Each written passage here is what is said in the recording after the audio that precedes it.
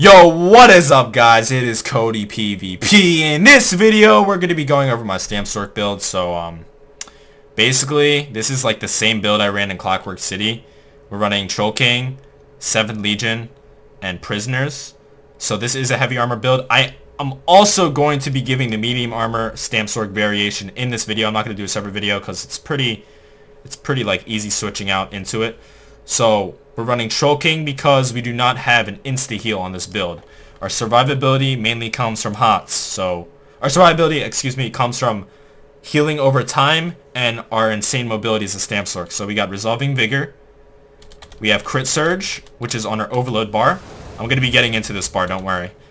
And our Forward Momentum and Troll King. So we're an Orc and we're a Stamp Sorc, so we're getting actually a lot of benefits to health recovery. So we're getting 20% health recovery as a passive as being an Orc, which is the race I recommend for this.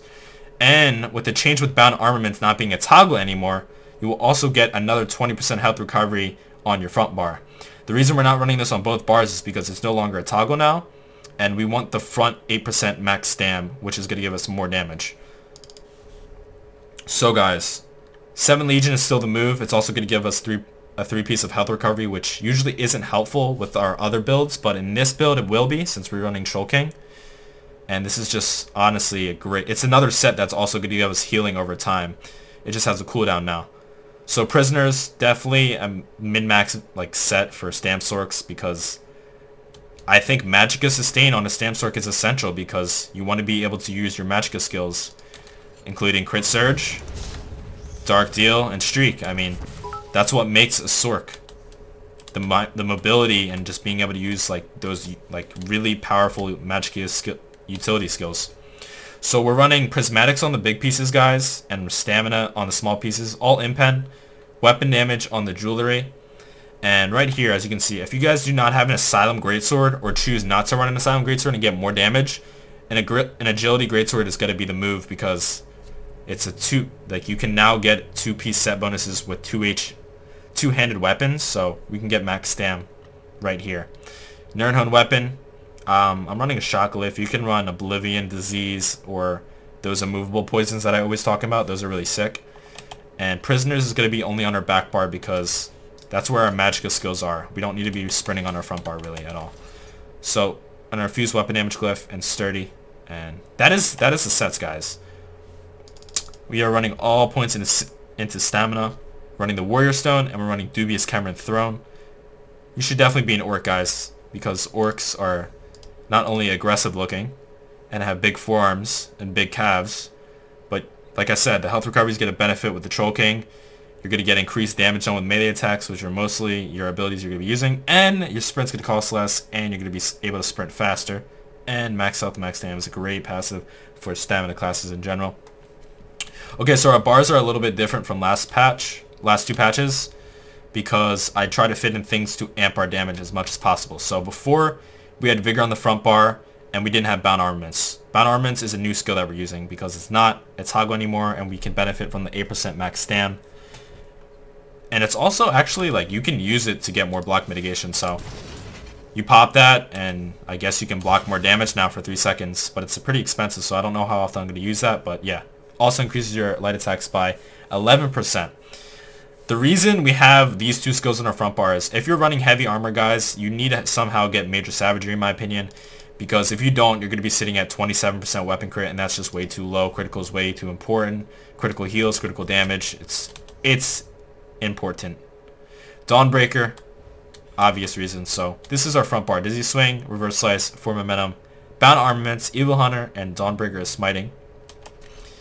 The back bar, we got Ransack, Dark Deal, Streak, Hurricane, and Resolving Vigor.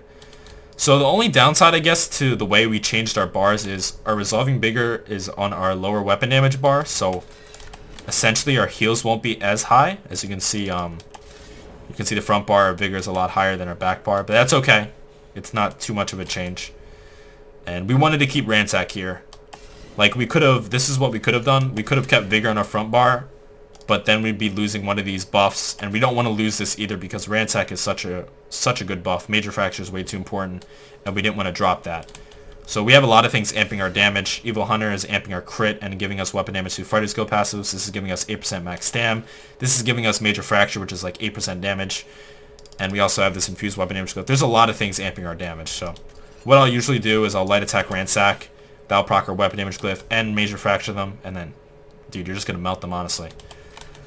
Dark Deal, this is for our magic, our stamina sustain. Our stamina sustain is actually not that bad.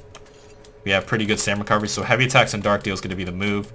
Streak, you'll be able to do plenty of your magical skills, guys, with Prisoners and Constitution. Hurricane and Resolving Vigor. Remember, guys, you do not have an insta-heal, so don't put yourself in shitty situations, and even if you do, you should be able to get out of the situations because you are fast AF. Okay, so we're no longer using Sword and Board ulti because there's a lot of cool things this patch. We got the Sigic Order skill line. I don't have the morphs of these guys, but there is a lot of skills in this skill line that I think can be used easily on Sorks because we have a third bar. So that's where our crit surge is going to go, and you guys got to be, you know, you got to be on top of this buff. It's 33 seconds, so you got a long time, but this is one of our healing over time effects, and you guys got to keep this up at all times, or you're just going to be a lot squishier, and you're most likely going to die. So before we did have this on our back bar, but we wanted to keep ransack here and have everything, you know, still amping our damage. So make sure if this is about to fall, you put it up before, you know, you put it up before it goes down. And now we have like meditate and we have accelerate. I mean, there's probably other like other skills you can use, but I think these are the two most important ones. So meditate is you get literally max health and stamina magic every 1 second. Dude, this is so broken. Like, you get major protection when you use this skill. Like, I don't understand what they were thinking. But obviously, you're vulnerable when you use this skill, guys. So the best way to use it, honestly, is to literally get out of the situation, get line of sight, and then pop it real quick. I don't know. There's just so many options. Like, you don't even really need that skill because you have Dark Deal and, like, you have good sustain in general. But, like, if for whatever reason you run out of magicka for some reason, which you shouldn't, then I guess you can use that meditate skill. But, yeah. It looks like you can use it in stealth too, so I don't really understand this game at all. Someone in my chat just asked that, so I just did it. That's kind of broken. And accelerate. So this is a buff that gives you major expedition, which you don't need because you get that from the potions we're using. And minor force for 12 seconds. I think this goes up with the morph, but I don't have it morphed, unfortunately. But that's a big damage buff. So yeah, you pop that real quick and bam, you pretty much have like the rearming trap on your bar. You can put anything on your overload bar, but these are some ideas, guys. You can take my ideas and evolve them to make bigger things and better things than me. But I'm putting this out there because this is probably what I'm going to be running on my Stam Sword. So yeah, that hopefully gives you an idea of the Stam Sword skill bars that I'm doing. I'm running both of these, obviously major crit. This is major savagery, get that 10% crit, and the 3% weapon damage. Max Stam here. Yeah. Alright, guys, so and the potions, guys. Make sure to run speed pots if you're not running bow, because you need those. So if you're going to run this build in medium armor, I suggest switching out 7 Legion for Bone Pirate. Your stam's going to go through the roofs now. As you can see, we're hitting like 43k max stam. Our stam recovery is also going to go up the roofs. And since we're running Bone Pirate, which is medium armor, I suggest running Bloodspawn. This is going to give you the tank ability that you lost from heavy armor and also give you stam recovery, which is essential because medium armor builds kind of need stam recovery more because you need to utilize dodge rolling more as you can't tank as much. But running Troll King would be perfectly fine as it still would be buffed by the Orc race and bound armaments. So you can make that decision for yourself, but that's simply what I would do if I was switching to medium armor. I'd run 5 medium, 2 heavy, and if you're running heavy, 6 heavy, 1 medium. But yeah, that's the build, guys. The damage is going to be pretty similar, but as you can see, like, holy crap, we have an 18k dizzy swing, and that's without proccing our infused weapon damage glyph, and that's without accounting for the major fracture that's going to go onto our opponent. So that is a lot of damage, guys, and as you can see, like, you have a lot of stam recovery too. I mean, 2300 is a lot, and you have Dark Deal. Samsork's looking pretty good, guys. Just saying. You got overload, so that just makes using Sigil order skills a lot easier to use. Experiment. I don't know the morphs of these, but you could use pretty much any of these on the Samsork because you have a third bar. If you choose to run a third bar.